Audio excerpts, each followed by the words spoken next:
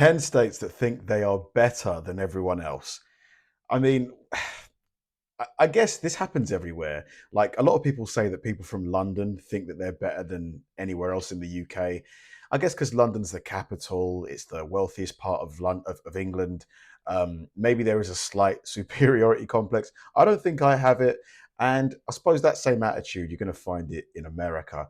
I'm guessing states like New York, California, maybe are seen as a bit cocky on the on the national stage. Someone who acts like they're just a little too proud of where they're from. You know the type, they brag about the state's pizza, weather, or how their air is somehow cleaner than yours. Well, imagine that energy put on blast and spread across the entire state's population. In today's video, we're diving into 10 states that walk around like they invented America, cured traffic, and lead the country in fashion, music, and everything else. These aren't just proud places, they're smug, confident, and totally convinced that the rest of the country is just background players. And they're the star. From tech bros in Washington to deep dish disciples in Illinois, and yes, even New Jersey Turnpike warriors, they're all on here. These are the states that think they're the main character in the United States. Before he starts, I want you to guess which states are going to be on this list. I think we can all agree New York and California are probably going to be on this list. But what else do you think might feature? So that's what we're looking at today. Got it? Get it? Good. Let's take a look. Let's go Colorado. Okay.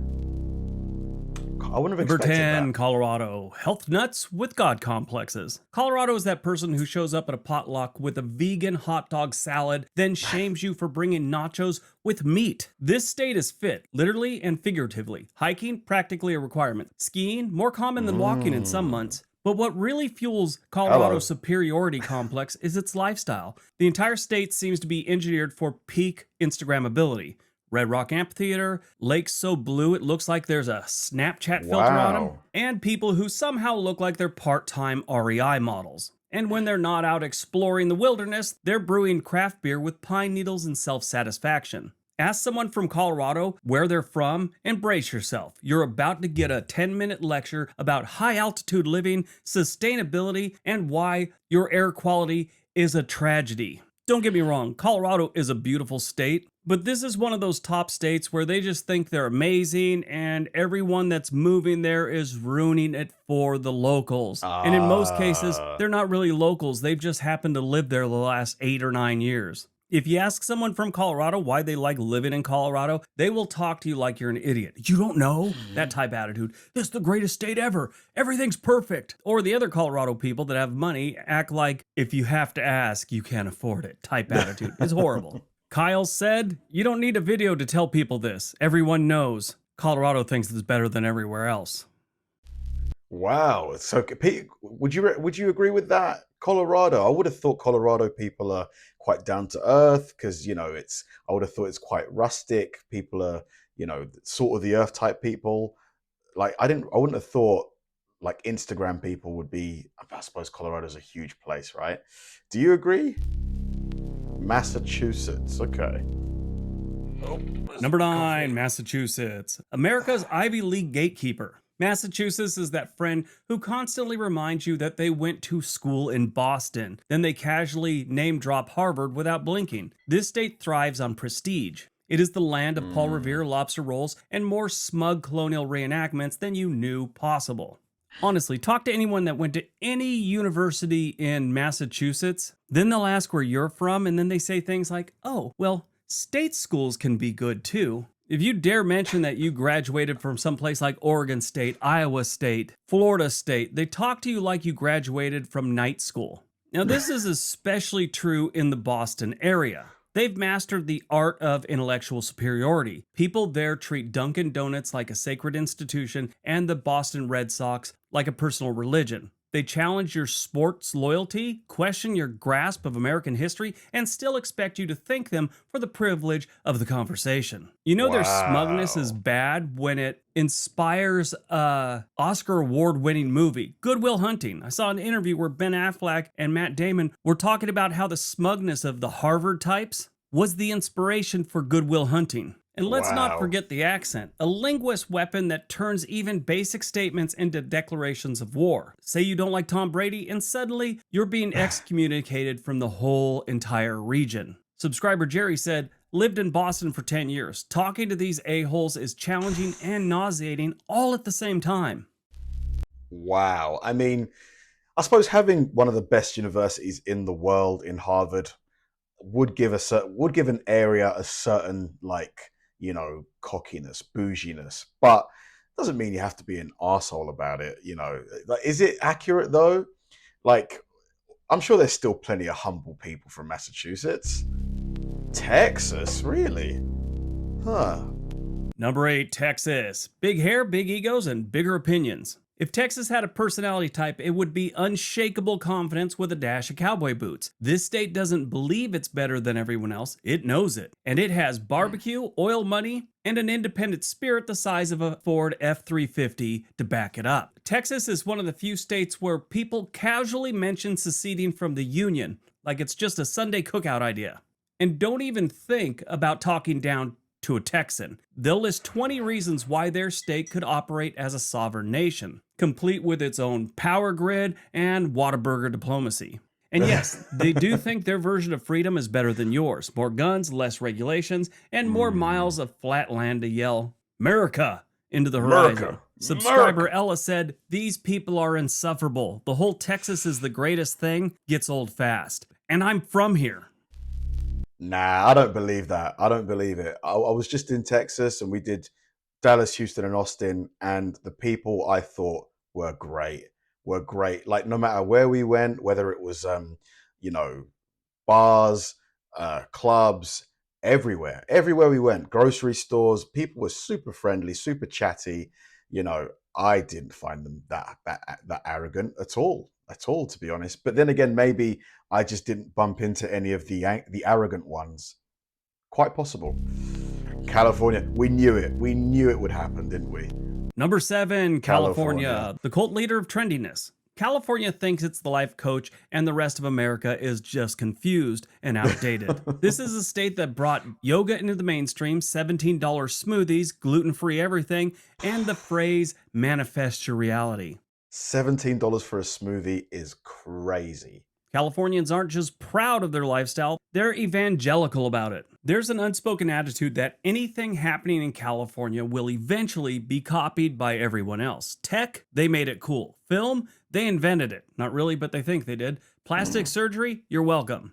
And if you question any of this, you'll get a smile, a namaste, and a look that says, "You poor Midwestern soul." In the South, they use "bless your heart," but in California, they just give you this look like, "Oh, you poor dear." But beneath the sunshine and the juice cleanses, there's a deep belief that California is the cultural trendsetter. Everyone else is just catching up, slowly, awkwardly, with way too much dairy. Now, as a Californian, I will tell you this is very much a thing. Growing up, always within a mile of the beach in Southern California, I felt that everything outside of California was a wasteland. Of people that dress funny, listen to bad music, and overall were a little inferior. Yeah, that's how you're raised in California. What? Sure, there's some good people there, but a majority of us have a little bit of that in us. Yeah, it's rude, it's wrong, but every state's got something like that.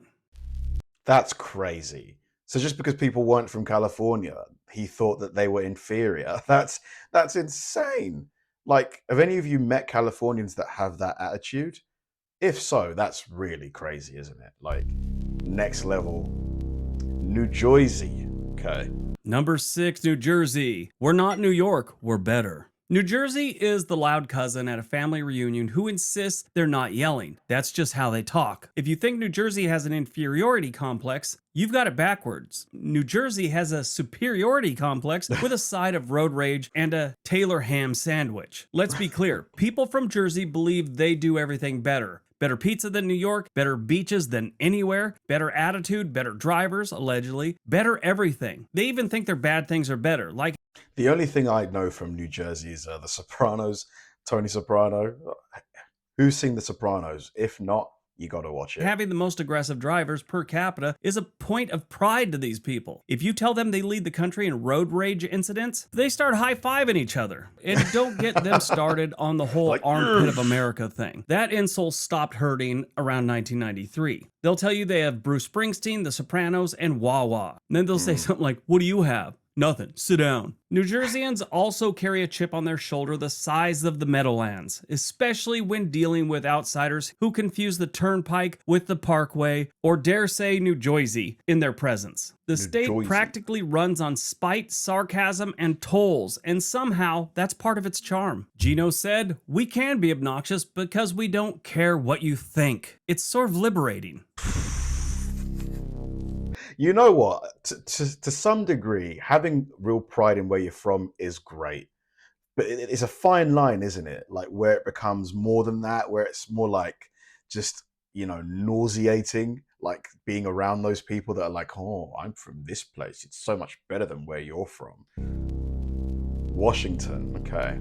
Number 5, Washington, where coffee, code, and condescension meet. Washington doesn't scream superiority. It quietly sips a fair trade oat milk latte and judges you. Seattle in particular has mastered the art of passive smug. It's a place where people wear $200 rain jackets that look like garbage bags. They use apps to track their kale consumption and insist they discovered a band you've never heard of. Tech people from Microsoft and Amazon live side by side with grunge purists and environmental crusaders. They're united in one belief: the rest of the country is doing it wrong. Too much waste, too little rain, and don't dare get them started on plastic straws. Washingtonians will out-coffee snob you, out-hike you, and out-liberal you, unless you're from Portland. All without raising their voice above the sound of Bon Iver playing on vinyl. The state is almost 2 states entirely, though. You've got the eastern side, and you've got the western side. The western side has Seattle and all the big cities. Then the eastern side is smaller cities, small towns, and rural areas. The eastern side has their own mental baggage that they can't get past the fact that Seattle gets all the attention. I get emails and stuff like that. How come you only talk about Seattle and Tacoma and you never talk about concrete Washington, Briggs? Or one of my favorite emails I ever got about Washington.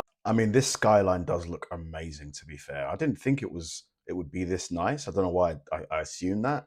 It looks really cool. Washington was a guy that said, "I've watched all your videos. There's over 1,000 of them," which there's about 1,300 right now. And he said, "How come you never talk about Wilbur, Washington? Not once, not even a mention." There's your mention. Subscriber Natalie simply said, "Seattle is better. Sorry, not sorry." I do want to go to Seattle. I had an uncle, he's passed away. He was from Seattle. He lived there. Didn't get to go and visit him while he was around. So yeah, I definitely want to go to Seattle. Illinois, okay. Number 4, Chicago? Illinois. The state that That's where Chicago's from, isn't it? thinks it's just Chicago. Illinois suffers from a mild case of delusion. It thinks it's one giant version of Chicago. In reality, it is cornfields and a very loud, proud, and a very self-important city attached on top of it. And Chicago doesn't just think it's better than the rest of Illinois, it thinks it's better than everywhere. Want to talk pizza? Chicagoans will tell you that theirs is the best, even though it's basically lasagna in a bread bowl. Sports? They're loyal through the years of heartbreak because that's what real fans do.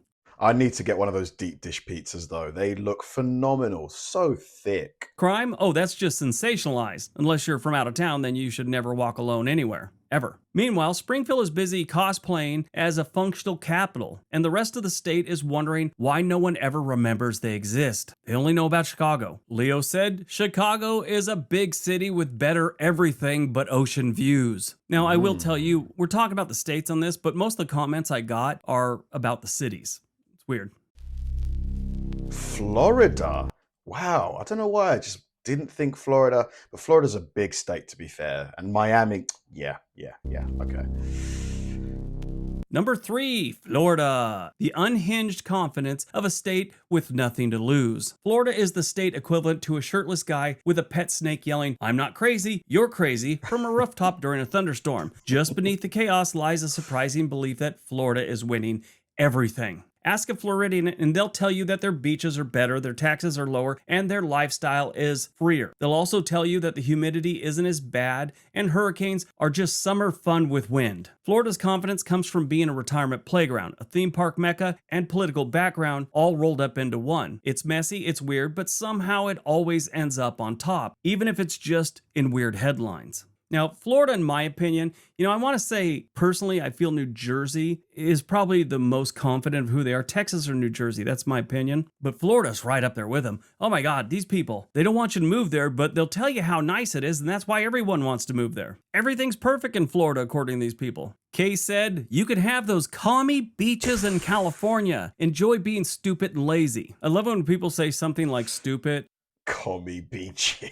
and they misspell the word stupid, but she forgot the I. Yeah, all I remember about Florida was that I loved it. Went to Disneyland with my family when I was a kid, and it was so nice. But then again, I wasn't old enough to talk to any of the locals. Maybe if I did, I would have got a more whole view on the state. Yeah, New York, we knew it. Number 2, New York. We're not arrogant, we're just right. New Yorkers believe that they live in the center of the universe, and honestly, they've got receipts. Wall Street, Broadway, Times Square, pizza that has been blessed by the ghost of Italian immigrants. New York thinks of itself as the alpha and omega of civilization. But the real attitude comes from the people. They walk fast, they talk fast, and they roll their eyes harder than anyone else in the country. Ask for directions, and you might get some help, but you'll also get a 5-minute rant on how the subway used to be better before the last 3 mayors. The confidence in the state and the people of New York are incredible. There's a lot of history, there's a lot of great things about New York, and every single one of the people clings on to those achievements and that greatness as something they were personally responsible for. Wall Street? Yeah, I came up with Wall Street back a couple years ago. The pizza? I first made it in my apartment in Brooklyn. No, not just this style of pizza, all pizza. Look how dense the skyline is, though. It's crazy how many skyscrapers they've crammed into this not tiny but small space. That's how their mentality is. But New York pride isn't limited to New York City. Even upstate New Yorkers act like they live in a land of enlightenment, just with better air quality and fewer rats. Megan said, we should be arrogant and feel superior. It's New York, baby. New York. All right, before we get to number 1, if you have not subscribed to our channel on this day, we'd really appreciate it if you did. What do you think is going to be number 1? What haven't we seen? Alaska? Maybe. I'm trying to think of big states that we haven't seen mentioned. Arizona? All the profits to that channel go to classrooms across the country. There's a link down below. All right, on to number 1. Oregon. Huh. Okay. And number 1, Oregon. Hipster utopia with a side of superiority. Okay, so this one is 100% true. I've now lived in Oregon for almost 16 years. And the people here think that they have figured out life. So they're topping the list. The king of quiet condescension. Portland alone radiates so much smugness, it could power a small town. Here, everything is locally sourced, cruelty-free, upcycled, and composted, including the attitude. People in Oregon believe that they've cracked the code on how to live. Avoid chains, embrace flannel, and make your own kombucha. And don't even think about asking for a plastic bag unless... What's the hype with kombucha tea? It's like one of those things that's really trendy right now. Is it worth trying? You want to be publicly shamed by a 19-year-old barista wearing ironic suspenders. Oregonians don't shout, they sigh loudly, especially when you admit you still shop at Walmart. If you talk to a true Oregonian, especially someone in Portland, they'll tell you how great the city is, unless they're a little bit older. The younger people talk about how great the city is, and they, kind of gloss over all the homelessness and crazy people wandering the streets of Portland. If you talk to someone from Bend, they're straight up a-holes when it comes to their superiority complex. They've got it all figured out, and the rest of the country is just doing it wrong. In my opinion, what I've experienced of people from Portland and Oregon, they don't care about your politics. They just like theirs, and they think theirs is better than yours. But they also have a strong feeling that you should believe whatever you want. It's really strange. I go to states all the time, I go to cities all the time, and it's a weird thing here, in especially the Portland area. They don't have a superiority complex about their politics. They just feel that's right for them, and whatever you're doing is right for you. It's really strange. Sky said, we get it, you don't, and don't come here till you do. Not sure what that meant, but I really liked it. So the final verdict is, by the end of the day, every state thinks it's got something special. Stay away but these until 10, you get it. They take the pride to a whole new level. Great video. Really, really enjoyed it. Is it accurate though? Because Texas, I only spoke to maybe in total, I don't know, 15 Texans, for example, in my time there, which isn't a big sample size, but they were all really cool. Like the people that I spoke to and had the brief interactions with, maybe more, maybe like 20, 25, including Uber drivers and stuff.